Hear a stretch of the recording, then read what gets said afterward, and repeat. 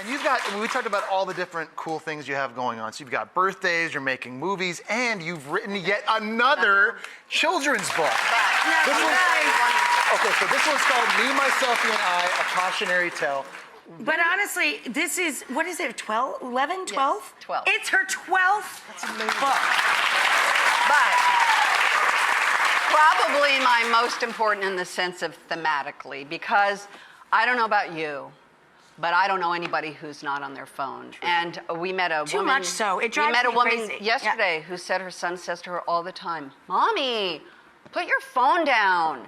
And this has become a litany. And this is really, it's my think piece. It's a little bit of a cautionary tale about how obsessed we are with ourselves. And look, I'm not saying this to get an applause meter going. Right. I truly believe with all of my heart that we are on a dangerous path because we are looking at ourselves. And the word selfie is dangerous because we are not in this universe by ourselves. We are here with a lot of other people. And the concern I have is that with this intense focus, that adults, and by the way, the story is told from a mom The mom who becomes is obsessed taking with selfies, the selfie. not the kids, because we are our children's teachers.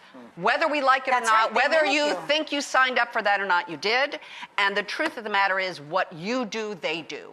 And therefore, Children if don't you even- are they do- constantly Yep. looking at yourself, taking pictures, doing this, and then hating yourself, oh my God, I look so fat.